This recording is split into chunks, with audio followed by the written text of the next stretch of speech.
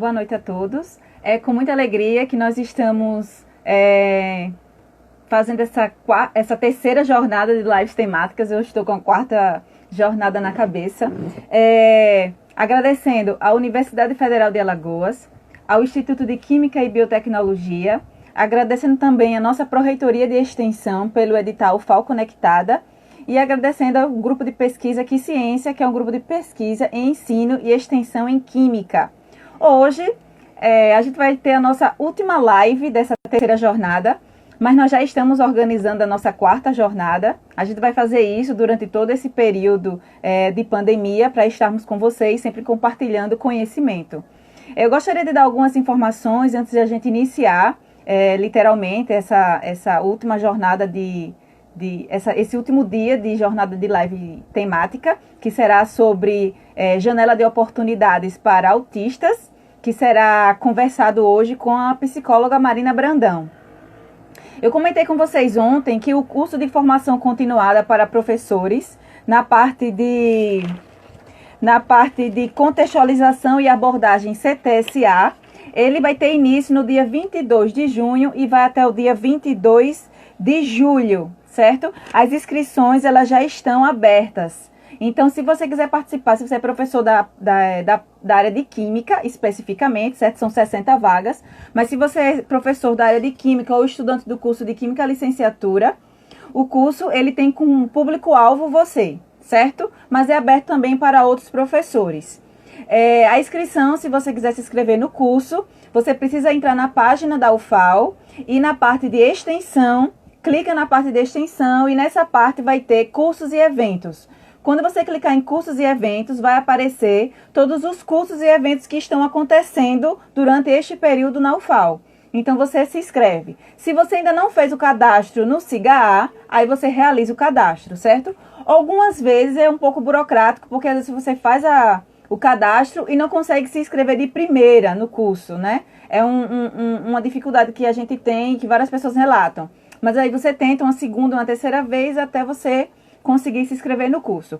Esse curso será coordenado pelo grupo GPEC da USP, do Instituto de Química de lá, coordenado pela professora doutora Maria Eunice, coordenado por mim também, do grupo Quiciência, e será ministrado pela professora doutoranda Terezinha Yolanda Aires, certo?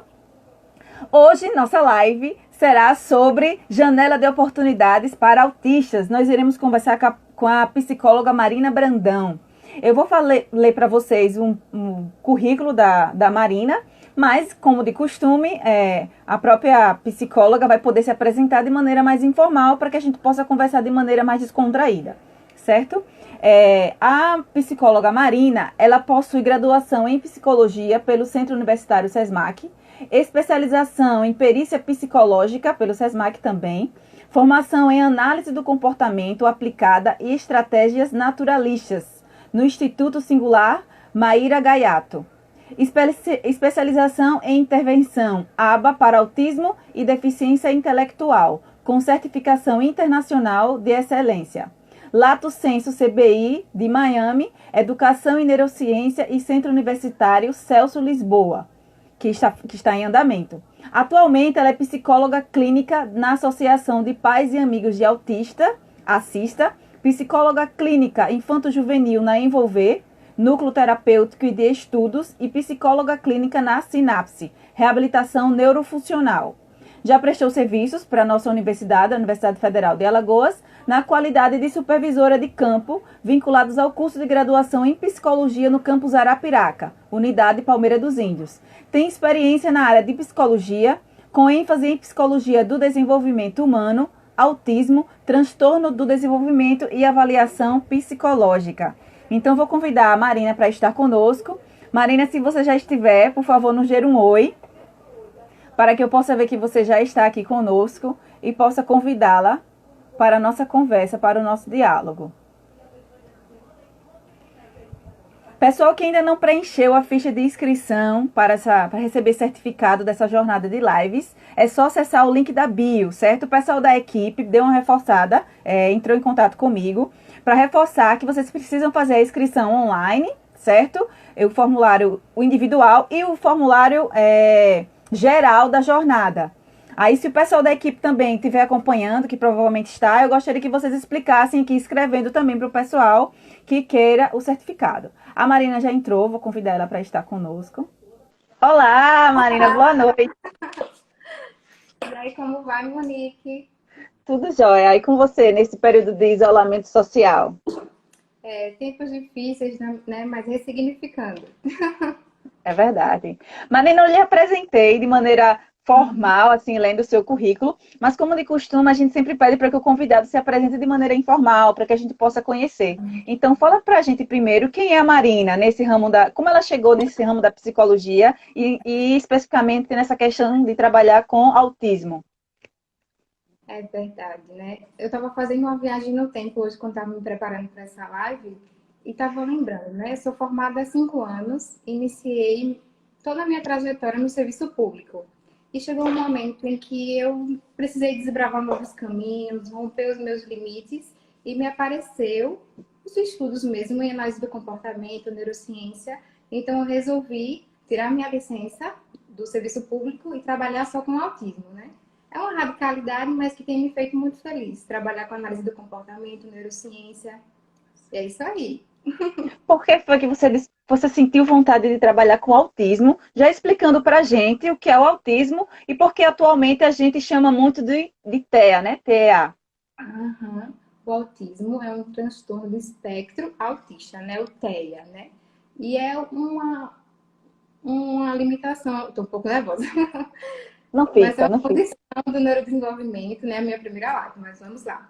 É uma condição do neurodesenvolvimento que existe uma tríade de prejuízos mesmo, né? Que atualmente tem a ver até com DSM-5, nessa necessidade de apoio que existe no espectro, né? E assim, posso falar um pouquinho sobre os sintomas? Posso começar? Sim, pode começar, pode falar com a gente. O autismo, né, é uma condição do neurodesenvolvimento e que possui uma dieta de prejuízos, né?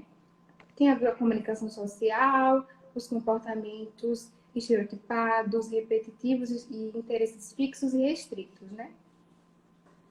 E essa Ô, nomenclatura desculpa. não é à toa, né? Eu até passei algumas referências para vocês, tem a ver com o DSM-5, que foi dito em 2013. Existem diferentes graus de autismo, Marina, porque às vezes a gente percebe assim. Eu tenho amigas que disseram assim: ah, meu filho foi diagnosticado com autismo, e às vezes a criança ela não parece ser autista, já outras parecem ser autistas. Existem graus diferentes de autismo? Justamente, no DSM-5 foi bem claro isso dos graus, que não existem graus, existem níveis de Hum. autismo, né? E existe o nível leve, o nível moderado e o nível severo. Então, eu posso falar um pouquinho de cada nível, porque isso é muito importante, né? Existem muitos estigmas com relação ao autismo, algumas teorias, então é tudo muito importante fazer a gente com base científica mesmo, né? E o leve geralmente precisa de apoio, né? Como eu falei lá no início do DSM-5, ele fala um pouquinho sobre essa questão dos prejuízos. Então, quando a gente fala do nível 5, no nível leve, tem a ver com apoio, que é o antigo Asperger, né? Que a gente vê muito no Netflix, o Atípico, aquela série sempre. É Então, verdade. não existe mais essa nomenclatura de Asperger, mas ele se encaixa aí nesse tipo leve. E depois tem o severo, o moderado, que ele precisa de um apoio substancial, né? O moderado. E o severo precisa de muito apoio substancial. 70% dos autistas severos têm deficiência intelectual, né? Por isso que é uma coisa bem diferente mesmo, que existe um espectro, né? Isso que chama, né? Que é o transtorno do espectro autista. E quando a gente vê um espectro, a gente não consegue definir muito, né? Porque é uma coisa muito ampla, é uma coisa muito colorida. Então, cada autista tem suas características bem Como é, peculiares. como é que a gente chega nesse diagnóstico, Marina, de determinar assim, ó, essa criança, esse jovem, esse adulto, ele é autista? Eu até vou querer aproveitar essa pergunta e já emendar, porque eu falei criança, jovem e adulto. Existe uma idade também para diagnosticar o autismo? Veja só, isso do diagnóstico pode ser um espectro de variados sintomas Alguns profissionais mesmo, só quem dá diagnóstico é o médico. E os profissionais têm um pouco de insegurança para poder fechar esse diagnóstico, porque querem ter certeza desse espectro. Mas aí entra um pouquinho no nosso tema de janela de oportunidades, que ocorre na primeira infância. Por isso é tão importante diagnosticar cedo esse espectro, mas os profissionais temem muito por esse diagnóstico e preferem fechar ele após os 3 anos. Então, essa janela de oportunidade já tem passado, né? Então, não importa o diagnóstico nesse momento, quando a gente percebe alguma criança com algum tipo de atraso no desenvolvimento, é preciso intervir imediatamente. Não esperar o CID, né, para poder intervir em meio a tudo isso, né? É possível a gente encontrar, assim, um adulto que é autista e não sabe que é? Sim, é possível, né? Eu já atendi realmente um adulto que ele fala para mim, ele relata tudo que ele viveu e ele atualmente descobriu que era autista, mas que ele vive muito bem com isso, né? Por conta dos graus mesmo. Ele tinha o grau leve, né? Então ele tinha o hiperfoco, tinha alguns sintomas que de fato não foram percebidos na infância, né? Foram mais sutis, essas sutilezas que o autista tem realmente. E assim, o que eles têm quando eu falo de interesses fixos, restritos, também existem alterações sensoriais nisso, né? Na forma de brincar, né? Eu vou falar um pouquinho sobre isso, né? Essa questão sensitiva. Então tem A muitas gente, coisas. Pode falar. a gente já tem aqui uma pergunta do Márcio Estari, que ele pergunta o seguinte: o autismo pode atrapalhar ou ajudar a concentração no aprendizado? Depende muito desse quadro, né? Por isso que a gente não pode estar usando uma resposta generalista, porque é um espectro. Mas, assim, se for feita as terapias corretas, a intervenção precoce, é possível, sim, ter uma vida normal. Mas, claro, com algumas restrições, né, que acontecem realmente no espectro. Mas, assim, a questão da terapia, das terapias, né, é muito importante descobrir quais são os pontos que precisam ser potencializados naquele organismo, né? E a análise do comportamento vem para isso também, a gente poder analisar o paciente e perceber quais são os déficits e o que é que ele tem de ganho também e fazer um programa comportamental de acordo com aquele paciente mesmo. A gente tem um comentário da Nanda Brito, que ela fala assim: o meu filho tem TEA, leve com comorbidades. O mundo não está preparado. Percebo a escola com dificuldade de inclusão desses alunos. Aí tem, logo em seguida tem uma pergunta da Bia, que ela pergunta o seguinte: geralmente o autismo atrapalha o aprendizado das crianças? Acho que dá O para autismo juntar uma com a outra, né? dá. Existe pouca informação nas escolas, infelizmente, né? Os professores ficam muito inseguros diante disso, e isso não é à toa, né? Que é um espectro, uma coisa muito diferente, mas que os comportamentos dos autistas são vistos como birras apenas, né? Tá me ignorando, não quer me ouvir, mas como eu falei no início, os sintomas do autismo têm a ver com essa questão de dificuldade de interação social. Então, para a gente poder acessar, existe toda uma etapa, um respeito que a gente precisa ter para poder acessar esse universo. Né? Ele olha um pouco menos para a gente, ele imita um pouco menos. Né? As pessoas pensam que ele ignora a gente, mas porque as redes neurais têm uma forma diferente de ter essa conexão. Essa conexão neural é diferente. Então, ele acumula atrasos. Ô, Marina, me diga uma coisa: a gente nasce com autismo ou a gente pode adquirir também? Tem a Por ver. algum trauma, de repente a pessoa sofreu alguma coisa e começou a desenvolver o autismo. É possível isso? Existem alguns mitos. Né? O autismo, a causa do autismo mesmo, nós não temos hoje definida. Existem várias pesquisas científicas que trazem pesquisas de associação, né? E pesquisas de causação mesmo. Mas que no autismo não podemos dizer que existe uma causa mesmo. Mas eu posso falar para você, por exemplo, um mito que existia anteriormente, que vai ajudar a responder essa pergunta. Que vacina causava autismo, né? Em A gente teve 1998. essa discussão aqui, viu, em uma das lives. Exatamente, né? É o médico Andrew, em 1998, ele trouxe isso à tona, né, como uma pesquisa, mas que não tinha embasamento científico nenhum para isso e que foi derrubada, né, porque o autismo é uma condição de fatores genéticos, hereditários, ambientais. Quando eu falo de ambientais, não é questão de poluição, dessas coisas não, mas ambientais do útero materno. Então, como é que eu tomo uma vacina depois dos 3 anos e tenho um autismo, né? Então, isso também ficou bem contraditório. Então, essa técnica, essa teoria foi derrubada totalmente. Tem uma pergunta do Diogo que eu acho que vai dar uma reforçada nessa conversa que a gente está tendo. Ele fala assim, que viu em algum lugar que uma criança desenvolveu autismo após a separação dos pais, um trauma emocional. Isso pode acontecer? Acho que esse autismo foi identificado nesse momento, né? Não foi causado pela separação dos pais, porque existe toda uma condição, né? Como eu disse, hereditária, genética, né? 83% tem pesquisas, né? Que falam que o autismo foi realmente surgiu talvez, né? Por exemplo, eu vou falar do ácido valproico, que é uma teoria bem importante, que a gente precisa estar entendendo que já foi pesquisada, existem pesquisas no laboratório de ácido valproico em ratos, né, que ratazanas grávidas, que os pesquisadores colocam injeções de ácido valproico, né, e esses ratinhos nascem com comportamentos autísticos. Então, foi uma das. Eu até coloquei como referência essa daí. Então, há todo um estudo para poder se descobrir realmente o que é, né, esses fatores.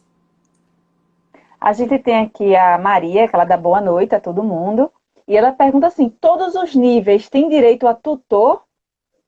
Sim, todos têm direito, porque esse currículo precisa ser adaptado para cada um dentro das suas limitações. Mas no Brasil é bem complicado, né? Toda uma luta das mães azuis, né? Tem até algumas mães aqui assistindo. Eu queria, né, cumprimentar a Maiara também está aí, né? É uma luta, né, que essas mães têm, que a gente tem os profissionais para a gente poder adquirir esses direitos deles. Mas todos têm direito, com certeza. Marina, os gastos com a criança autista são caros? Sim, a terapia, geralmente, por se tratar de um especialista que tem que estar conduzindo, então se torna uma terapia cara. Mas que existem formas, sim, de até mesmo na justiça, na defensoria pública, tem algumas mães, né, onde um dos locais que eu atendo, as mães conseguem esse tratamento pela justiça, né, bancado pelo Estado, mas que não é fácil, né? Você sabe dizer, não sei se você talvez saiba, plano de saúde cobre autismo? Cobre, mas é Cobre? preciso tentar no pé para que seja um tratamento especializado, né? Porque os planos de saúde às vezes são generalistas, né? Então, nesse momento, a mãe vai exigir seus direitos junto ao plano, de repente pode até entrar na justiça para conseguir esse tipo de tratamento, né? E assim, quando eu falei um pouquinho do ácido fólico, eu estava aqui lembrando, são casos multifatoriais, né? Não só o ácido fólico pode causar, mas há uma pesquisa remota sobre isso, como também há pesquisas de glifosato, que é um agrotóxico, que isso é mito, né? Foi dito como um mito, que uma pesquisadora associou o uso de glifosato de 2020 até 2025 que ia aumentar, e ela pegou a curva de crescimento do uso desse agrotóxico e comparou com a curva de crescimento do autismo, né? E eu também queria destacar que as pessoas falam do boom do autismo, mas espera aí, o autismo sempre existiu. É uma condição do neurodesenvolvimento, né? Que até mesmo lá na mitologia irlandesa, né? Existia uma teoria que falava dos duendes, né? Que as crianças eram sequestradas por duendes e os duendes ensinavam as crianças a não gostar dos pais, a não falar, a ficarem agressivas, né? E assim, isso foi uma mitologia, uma justificativa da época, mas que isso foi mudando com o tempo, né? Em 1943 já veio dois teóricos bem importantes, 1943 e 1944, bem seguidamente. O Kanner e o Asperger, né? E eles vêm trazendo novas teorias sobre isso, sobre o autismo. E apenas no nosso século que isso foi aprimorando, né? Então, hoje a gente sabe sim o que é o autismo e que tem uma justificativa, uma evidência científica que não é nada assim baseado apenas em religiosidade, mitologicidade, mas é uma coisa, né, que existe com base científica. Ô Marina, então quais são as oportunidades? Vamos conversar diretamente então sobre o nosso tema da live, né? Quais são essas janelas de oportunidades para os autistas? Na sociedade, eles podem estudar, trabalhar, praticar esporte, atividade física. Qual é o alcance de um autista em nível de desenvolvimento? Uhum. Essa janela de oportunidades é dita na neurociência como um período crítico, que acontece na primeira infância. Na primeiríssima infância, no caso, de 0 a 3 anos, né? E esse momento é muito importante porque o cérebro da criança é como uma esponjinha, né? Ele absorve muito mais informações. E é interessante a gente pensar que, sim, esse momento é um período crítico, mas que o adulto pode aprender também. Como é que é isso, né? O adulto pode sim aprender, o adulto autista. Tanto é que todo mundo pode aprender. A gente está aqui partilhando conhecimento, né? Mas a questão é que quanto mais novo, a gente aprende muito mais. E quando a gente. É como academia, né? Quando a gente começa a se exercitar, a gente começa a ter mais resistência, né? Pegar mais peso. Então, o nosso cérebro também. Quando a gente começa de pequenininho, a gente começa a ter essa reação em cadeia com mais facilidade. Mas é muito mais difícil para o adulto autista aprender algumas coisas. Porque no período crítico existem oportunidades, por exemplo, na linguagem, trabalhar os fonemas. Então, se ele não for estimulado nesse aspecto na sua infância, ele pode chegar na vida adulta e não falar, por exemplo. Então, nesse momento, né, da infância é super importante essa flexibilidade mental, mas que sim é possível com muita terapia, muita estimulação e intervenção precoce, né? Porque A assim, gente pode definir uma faixa etária para quê? inicial, assim, uma faixa etária otimizada, assim, o melhor momento para se diagnosticar o autismo e para poder desenvolver bem. Existe, assim, essa faixa etária, passou dos 5 anos, já fica um pouco mais difícil. Por exemplo, a gente tem que estimular imediatamente. Antes de 2 anos é um momento perfeito para isso, por conta da neuroplasticidade, né? O Everton, meu amigo Fono, está aqui falando sobre isso, que essas conexões neurais, né, que a gente faz, não só em base em todos os ciclos de vida, né? A neuroplasticidade, que de fato no autismo há uma dificuldade, né, nos neurônios espelhos, né? Então é importante. Mas quando você fala uma faixa etária, existe a questão do que é que limita o diagnóstico do autismo, é aquela teoria. Ah, quando você leva o seu filho para o médico e fala, cada criança tem seu tempo. Ai, gente, isso não é verdade. Existem coisas esperadas para cada etapa de vida da criança. Então, isso é uma frase famigerada que eu não gosto. É verdade, é Mas verdade. por isso, né? A gente tem que. E também existe até casos, por exemplo, tem muitos casos da criança não conseguir acompanhar a escola e de repente a mãe bota ela para repetir o ano, né? Não, ele, no próximo ano ele acompanha. Isso não é positivo, né? Limita muito essa questão do tratamento. Mas não existe idade. Lá na Assista que eu trabalho, a gente tem autistas adultos que a gente faz estimulação, né? É muito mais assim trabalhoso do terapeuta, porque existe uma repetição, né, constante daquilo, mas que a gente consegue sim ter muitos ganhos, né? Mas a gente, se puder estimular na infância, é melhor. Marina, um jovem autista, ele pode cursar a faculdade? Pode sim, pode sim. E existe, viu? Existe casos, né? Muito E é bom. muito A gente tem importante. aqui, a gente tem aqui a pergunta do Anderson, Anderson da Pedagogia, que ele pergunta qual a importância da rotina para os autistas na escola. Uhum. Os autistas têm essa necessidade de previsibilidade. Então, como eles têm essa questão do interesse restrito, aquela coisa que se sair da forma com que ele prediz, ele se desregula. Então, a importância da rotina, assim, para ele poder se regular, porque até na terapia ABA a gente trabalha muito com isso. Existe a zona de estimulação, a zona de conforto e a zona de desregulação. Então, a gente faz de tudo para que ele não se desregule, mas que a gente precisa, assim, se manter na zona de estimulação. E na zona de conforto e estimulação, né? A gente brinca, dá algo que ele quer, mas também dá sentido a essa atividade, né? Então, Nessa rotina também isso, a gente estabelece uma rotina, mas que ao mesmo tempo a gente dá acordos, né? Tenta pedir alguma coisa, insere coisas novas, né? Os programas de aprendizado em aba são assim, né? Mas é super importante também para manter ele regulado. A gente tem aqui a pergunta da Jaine Pimentel. Ela pergunta assim: que metodologia usar com criança autista? Veja só, eu uso ciência, que é a aba, né? Que é a análise do comportamento aplicada. Existem metodologias, né? Eu vi alguém que perguntou sobre terapias alternativas, mas elas não têm embasamento científico, né? Existem métodos baseados também na aba, sim, que é o método David de intervenção precoce, né? Que é muito interessante, eu quero falar sobre ele também. Existe o método KIT, que todos são baseados na aba, né? Que é a ciência. Tem a pergunta da Leni, que ela pergunta assim: como identificar o autismo em crianças? Existe aquele comportamento comum, assim, que geralmente a mãe chega e faz: meu filho, ele está se comportando desta forma. Aí você já pensa assim: pode ser que seja uma criança autista.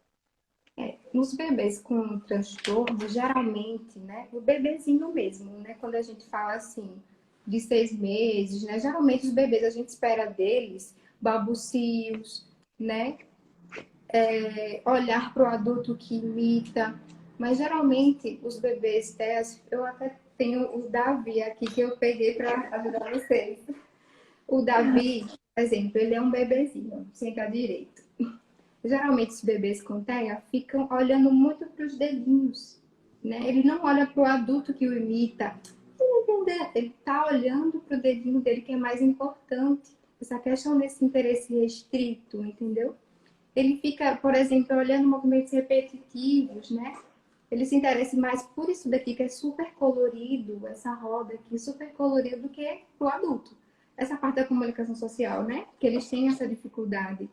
Então, ele busca mais atenção das coisas do que das pessoas, né? O bebê com autismo. Então, por isso que a mãe, geralmente, né, ela percebe que o filho tem alguma coisa diferente. Por exemplo, quando ela vai dar de mamar, ela percebe que falta um pouco de contato visual, mas de repente ela conversa isso com alguém que mulher, deixe, não é assim não, né? Então, por isso que também existe uma resistência também da mãe, porque tem medo que o filho seja rotulado pela vida inteira, né? O medo dos rótulos. Mas o autismo não é o fim do mundo, né? É importante essa questão da janela de oportunidade, da gente poder estimular, né, essa pessoa acima de tudo, né? Então, também existe algumas coisas esperadas, né, que eu vou falar um pouquinho. Que com 18 meses é esperado, que eu estou falando um pouquinho do método Denver, que eu queria conversar com você, que existem coisas que são esperadas para cada etapa do desenvolvimento. E com 18 meses é esperado que a criança atenda pelo nome, se você chamar. Então, sorrir diante das brincadeiras, o contato visual de 2 a 3 segundos, né? E é super importante dar tchau, emitir sons com função, o carrinho, ram, ram, né? O gatinho miau, né? Entender a troca de olhares mesmo. E os bebês com TEA, com 18 meses, geralmente, com 18 meses, esses sintomas aparecem com mais clareza, né? Ele não mostra as coisas para o pai, né? Não tem aquela coisa mostrar, né? Não, ele está naquele mundo dele que é muito mais importante para ele, né?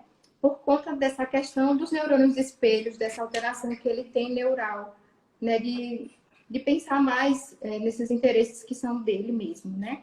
E, por exemplo, se ele quer pegar algo, ele não vai pedir sua ajuda, né? Ele vai tentar, ele vai escalar e vai tentar pegar mesmo, porque ele não precisa do outro, né? Então, até na terapia ABA, a gente trabalha esse vínculo social, né? Que ele dependa mais do outro, que ele olhe para mim, que ele dê tchau, que ele mande beijo, né? Então, é tudo aprendizagem social mesmo, né? E assim, com Ô, 24 Marine, meses. Pode não vai, falar? então. Não, tô curiosa. Tô curiosa. Pode continuar. O que é esperado dos 24 meses do bebê, né? Que ele possa identificar partes do corpo dele, né? Que ele entenda as informações de comando, que ele possa identificar objetos, pessoas, tipo o Homem-Aranha, ele precisa saber, né? Quem é o Homem-Aranha que ele gosta? A Peppa, com 24 meses, viu? por isso que é tão importante a gente estar analisando os nossos filhos, né? De perceber, né? Ele precisa usar o garfo sozinho, a colher. Eu não sei se tem alguém da terapia ocupacional aqui, né? Essas AVDs são tão importantes.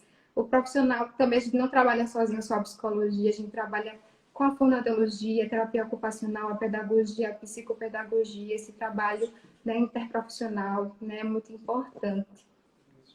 E o fisioterapeuta também, né? Acho que a Juliana tá aí, minha amiga, que arrasa. Marina, me diga uma coisa. O pai que descobre que o seu filho é autista, né? O seu filho foi diagnosticado com autismo, ele recebe recomendações especiais para o tratamento da criança em casa, porque a criança ela já está em uma idade escolar, vamos, né? Então ela já vai ter um acompanhamento diferenciado, de certa forma, dentro da escola. Pelo menos espera-se que seja assim, né? Mas em Sim. casa também, os pais podem ter algumas atitudes, hábitos, comportamentos para ajudar no desenvolvimento mesmo, na aprendizagem dessa criança autista? Uhum. Sim, com certeza. E é muito importante porque é pedido, né? Até mesmo na terapia ABA, eu trago isso mais ou menos também, que é pedido cerca de 40 horas semanais de terapia. Então, o profissional não vai ficar o tempo inteiro na casa, a criança não vai ficar o tempo inteiro na clínica. Então, é preciso sim ter esse ensino naturalista, ter orientação de pais, né? Por exemplo, nessa quarentena, né? Muitas crianças estão sem terapia, né? Isso é bem complicado. Então, a importância dos pais estarem engajados na terapia. A terapia tem tarefas de casa, é preciso dar atividades para os pais darem continuidade, né? Para aumentar essas horas de estimulação. E isso na escola também, né? O terapeuta precisa dar esse também, fazer essa troca com a escola, com os pais e na clínica. Então, é um trabalho em conjunto, né? Eu admiro muito os pais que têm filhos autistas. Inclusive, Mônica, eu queria falar uma coisa. A gente viu recentemente esses dois youtubers, né? Você viu que eles adotaram uma criança com autismo? Você chegou a ver? Lá dos Eu cheguei Estados a... Unidos. E assim, eles devolveram a criança, né? Depois de 3 anos. E assim, mexeu muito comigo, me deixou um pouco triste, quer dizer, muito triste, né? Mas eu admiro demais os pais, admiro muito, porque quem de fato luta pelos filhos, acho que quando a gente tem um filho, né, com algum atraso, a gente escolhe, né, aumentar o nosso alcance do nosso amor, né? Eu não quero julgar esses youtubers, mas é muito complicado, né, ter um filho com autismo, mas é preciso amar acima de tudo. E É geralmente os pais, verdade. e a questão da adoção, né?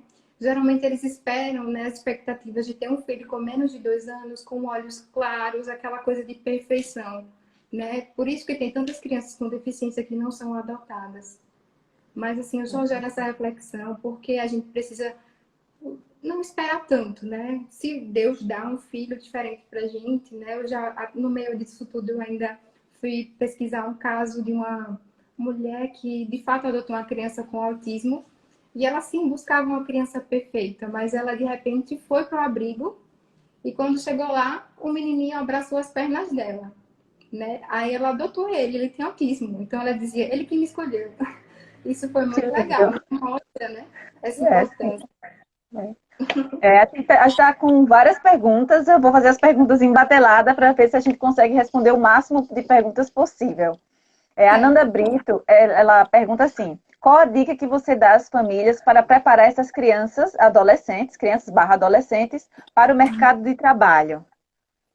Que Uhum. dica você dá para isso? A dica que eu dou é estimular e ficar bem ciente do que é que está tendo na terapia. Por quê? Os comportamentos base, pré-requisitos, né, de olhar, de contato visual, né, precisam estar bem estabelecidos para poder ir para as outras etapas e dar continuidade a isso mesmo, né? Por isso, voltando um pouco daquilo, de ter o direcionamento da terapia mesmo, porque vai gerar um alcance para chegar nessa etapa de maneira positiva. A gente tem a pergunta do Odu, que é parecida com a pergunta da Bia, né? Só muda algumas palavras. O Odu, ele quer saber para as disciplinas ditas exatas, né? No caso dos jovens que estão no ensino médio e são autistas. Disciplinas como física, química, matemática. Existe algum conselho específico para se trabalhar com esses autistas? E a Bia, ela quer saber sugestões que você pode oferecer para lidar com esses alunos que são autistas. Cada professor vai ter que adaptar as atividades para o nível do seu aluno, né? Então, tem que ver cada caso para poder fazer adaptação curricular. E com o auxiliar do lado, essas atividades são bem realizadas. Por isso é tão importante a gente estar, de fato, buscando esse direito de ter um auxiliar junto com essa criança, esse adolescente.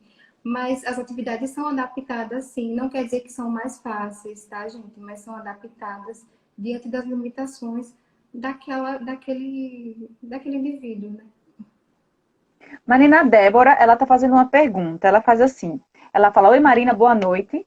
Gostaria de saber como lidar com um autista durante esse período de pandemia. Isso. Uhum.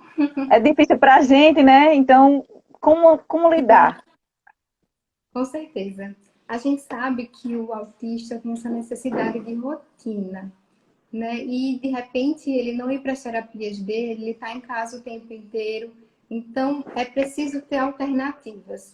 E geralmente as birras que acontecem, a gente faz uma orientação aos pais mesmo, porque se tornam barreiras de aprendizado. Né? A gente não pode fazer tudo que nem autista, nem criança, né, atípica ou típica, a gente não pode fazer tudo o que ele quer, porque aí ele não vai poder aprender. Aí se torna uma barreira de aprendizagem mesmo, ele se mantém no espectro por muito tempo. Então, é de fato trazer mais atividades, né, estar mais junto, né, ter mais paciência. Eu digo que não é fácil, né? Eu não estou dizendo alguém que é de fora, né? Até porque a gente tem orientado muitas mães que assim estão super, né, cansadas, mas que não estão desistindo, estão se reinventando. Existem muitas crianças que estão sim sendo estimuladas em casa com atividades. No meu Instagram tem algumas coisas, né? No Instagram, nos profissionais, muitas alternativas têm sido dadas, né? De atividades manuais, de pintar. Tem que ser muito criativo nessa pandemia, né? A Maria, ela quer saber o seguinte: se já tem algo comprovado em relação ao uso de medicamento durante a gestação. Sim. Quando eu falei um pouquinho do ácido valproico, existe essa causa multifatorial, né? E uma coisa que eu quero estabelecer para vocês, bem real mesmo, né? Que quando falam do ácido fólico, surgiu uma pesquisa aí do ácido fólico dizendo que poderia prejudicar, mas não é verdade. O ácido fólico é super importante para o desenvolvimento do sistema nervoso central. Né? Não deixem, né, a gestante, pelo amor de Deus, porque não é uma pesquisa com embasamento científico, né? Então, quando eu falo de condições ambientais, são causas dentro do útero da mulher, mas que podem ser genéticas, hereditárias. Há uma combinação genética entre o pai e a mãe, e de repente o material genético não tem qualidade, né? Às vezes existem pesquisas também que falam sobre a idade dos pais, que a partir de 35 anos existe uma perda da qualidade do material genético, uma predisposição, né, para ter, mas também isso não é determinado, né? São fatores, múltiplos fatores, né? Também a incidência de autismo em meninos, também são 4 meninos para uma menina, né? Por isso que tem mais autistas homens, também são fatores genéticos. Então, existem múltiplos fatores, não há uma causa concreta, mas muitos estudos, né? Interessante. Tem uma pergunta da Jaine Pimentel, que eu vou juntar com a pergunta da Macestari, que é o seguinte: a criança com autismo deve ser trabalhada em sala de aula com atividades diferenciadas? E o docente que trabalha com esta criança, ele precisa ter uma especialização nisso? É importante que a atividade seja adaptada, né? A gente usa muito essa palavra porque, como eu disse para você, não é mais fácil, né? É de fato para que ele alcance sim aquele nível da forma dele, né? E existe outra coisa. A outra pergunta foi sobre o quê? Meu Deus, eu esqueci. Foram duas coisas. Vou voltar rapidinho. A outra pergunta foi se o profissional precisa ser especializado e se as Ah, atividades precisam ser diferenciadas. veja só, a especialização é muito importante, mas existem cursos, né, que ele pode estar fazendo, né, de aba, de atendimento, né, de acompanhamento terapêutico.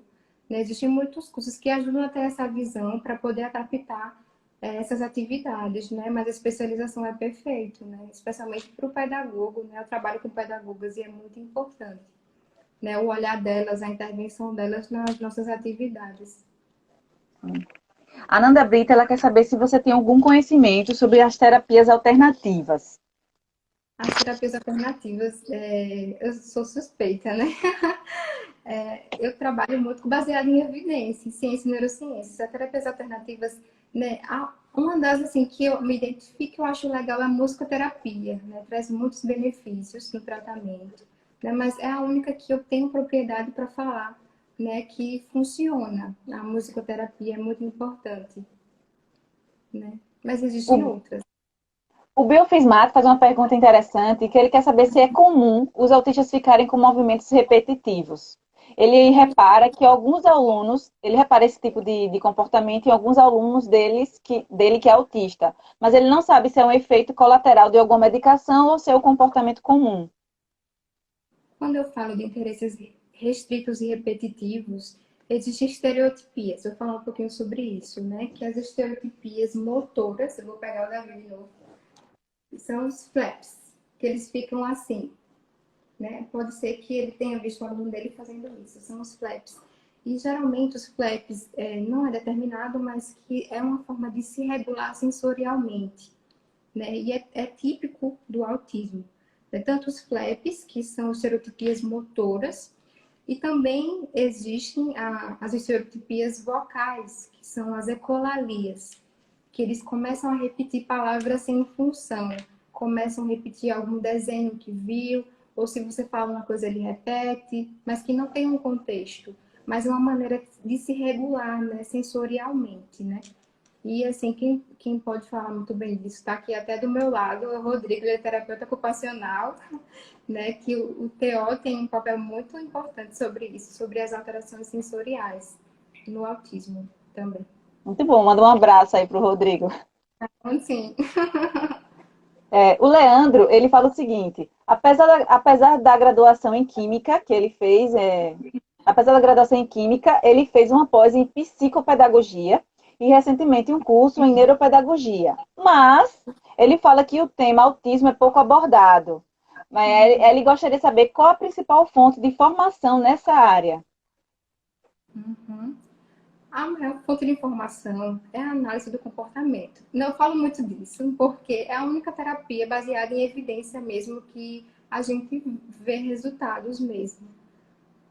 Que realmente no curso de psicologia até mesmo eu não vi muito. Então tudo que eu sei mesmo sobre autismo, sobre o espectro, sobre o que fazer foi eu buscando fora mesmo os cursos, né? Mas de fato se a gente ficar apenas na graduação ou nas pós-graduações generalistas, digo assim, acho que não existe, mas é bem específico as pós-graduações, mas é preciso sim ir além de leitura, né? Buscar supervisão, mas é muito pouco Marina, abordado. Marina, você comentou com a gente que existe mais homens diagnosticados com autismo do que mulheres, né? Então, ela fez uma pergunta baseada nisso que você falou e ela coloca assim: inúmeras pesquisas, né, apontam que o autismo atinge muito mais o sexo masculino que o feminino.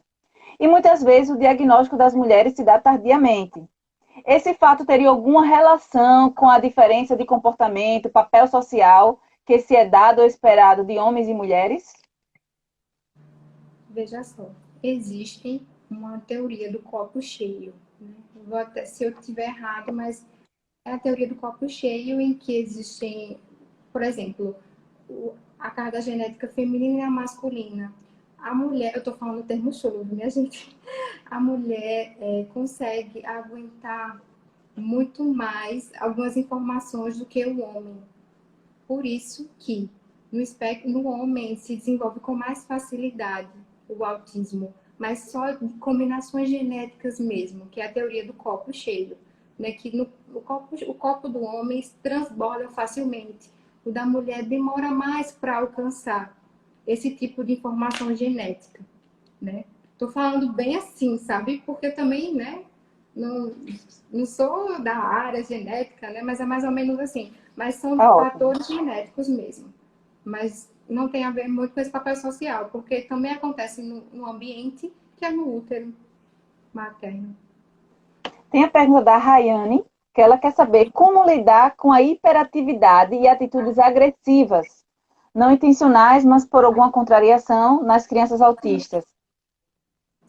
Existe, né, as birras, né, também a hiperatividade como comorbidade do autismo, né, o autismo, o espectro existe, mas existem comorbidades, como eu falei, da deficiência intelectual, também existem autistas com hiperatividade e TDAH, também com transtorno positivo desafiador, existem muitas comorbidades que podem, a depressão também, o autista também tem depressão, viu, mas a gente acha que o autista só tem isso, mas ele pode sim ter outras comorbidades. E como lidar com isso? Né? Porque todas essas atitudes de agressividade, birras, são barreiras de aprendizado. Então, existem momentos, por exemplo, acontece uma situação de birra, por exemplo, a gente orienta muito as mães, né? Que como é que eu vou fazer? Aí a gente fala, não, ignora.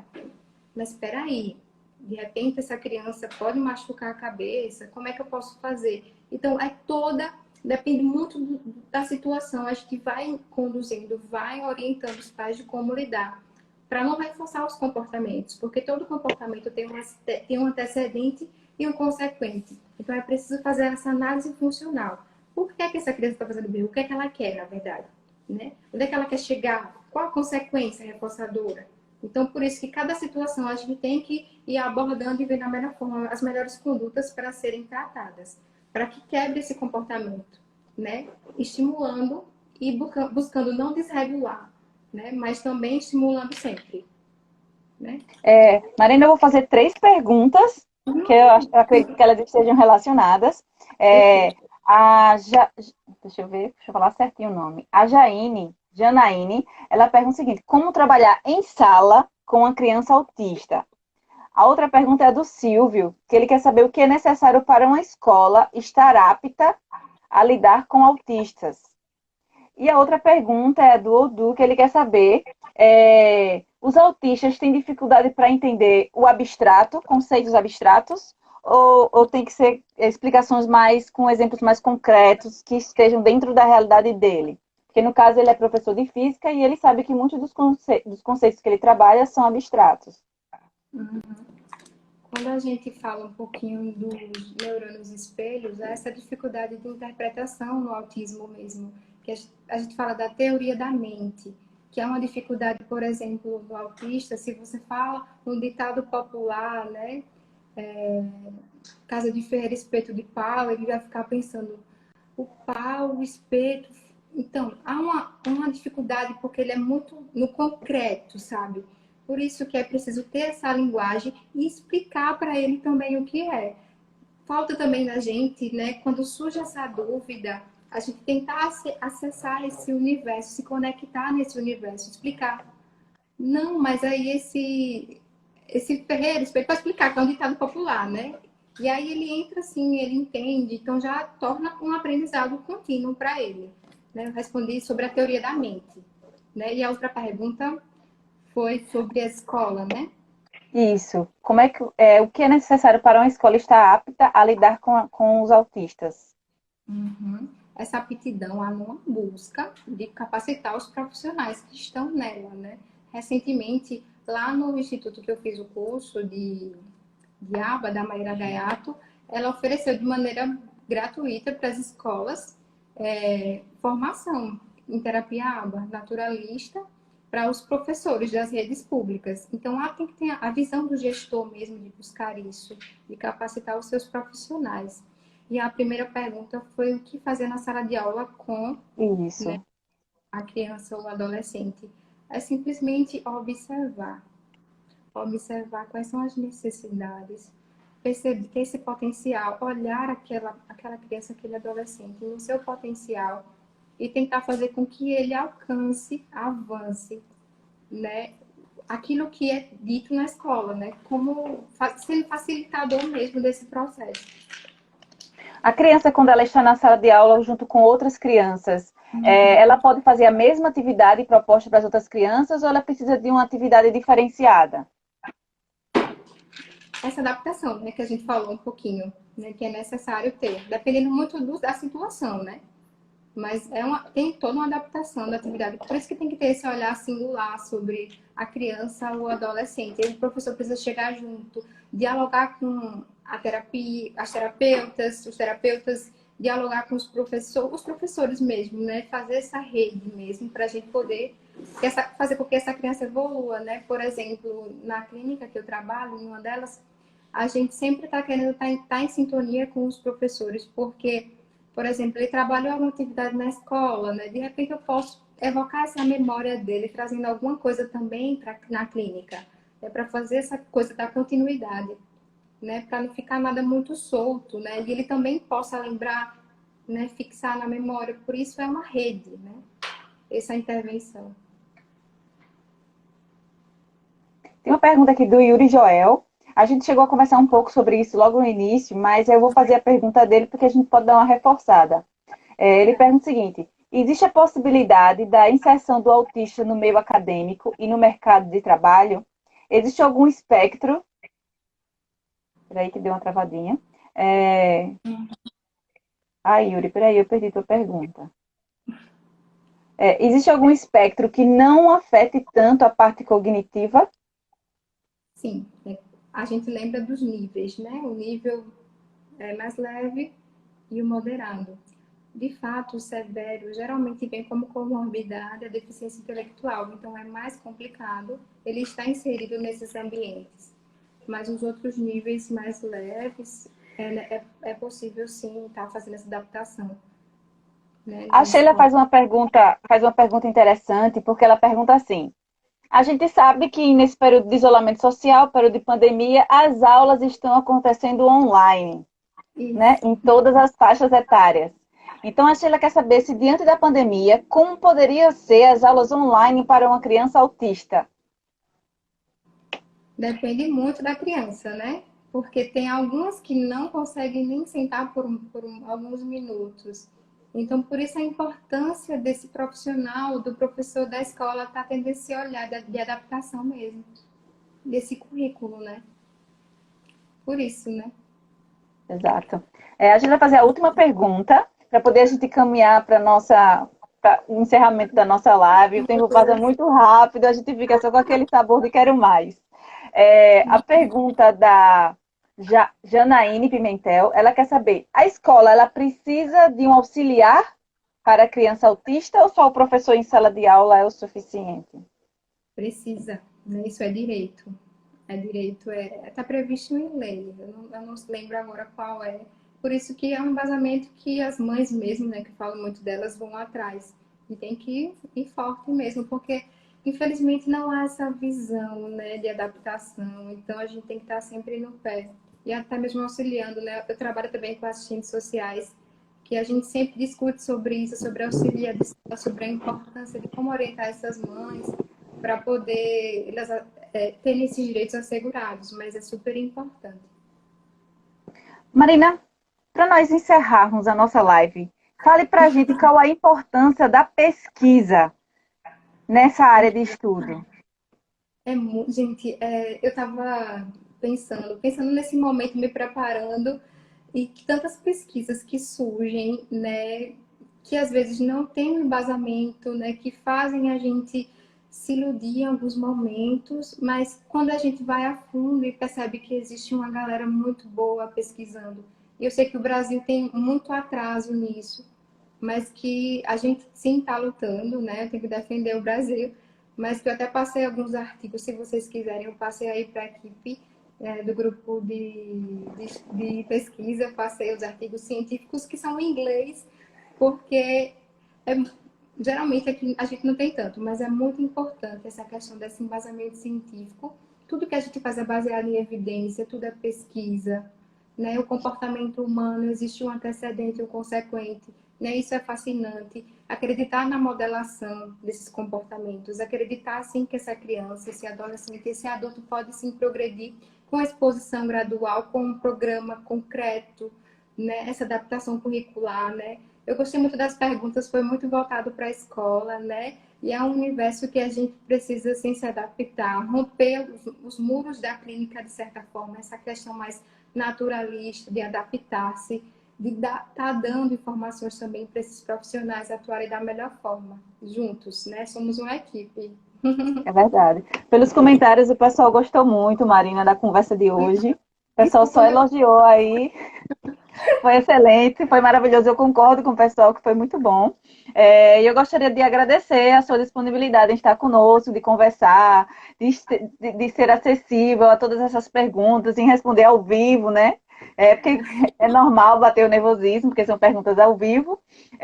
Então, a gente agradece, eu agradeço em nome da Universidade Federal de Alagoas, agradeço em nome da Pró-Reitoria de Extensão de nossa universidade, em nome do Instituto de Química e Biotecnologia e em nome do Grupo de Pesquisa Aqui Ciência, né? Agradeço muito a sua participação em ter aceito o nosso convite.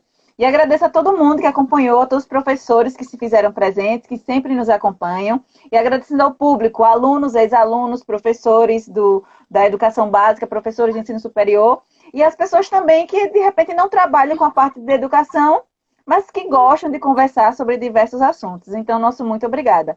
A gente encerra a nossa jornada de lives temáticas dessa semana.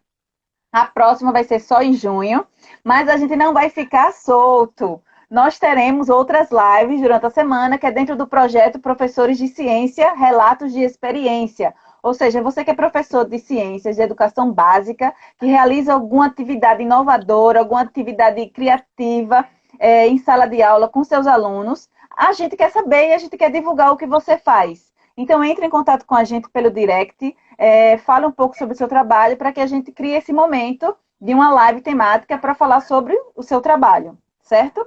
O curso de formação continuada, como eu falei na abertura da nossa live, ele já está com as inscrições abertas, que é sobre abordagem, contextualização e abordagem CTSA, certo? É só entrar na página da universidade, pela parte de extensão, cursos e eventos. Aí lá entre os cursos vai ter esse princípios de contextualização CTSA. E outra notícia nova, interessante, é que a professora Monique vai dar uma live também, foi convidada para dar uma live no Instagram do ciência.musica.arte, que é um aluno de lá do campus Arapiraca, que a gente vai conversar sobre a importância da divulgação de ciência para a sociedade. Vai ser no dia 4 de junho, às 20 horas da noite. A gente vai divulgar aqui na página, então vocês vão acompanhando, e eu espero encontrar vocês lá. Boa noite e muito obrigada, Marina. Obrigada a você, viu, Monique? Beijo. Beijo.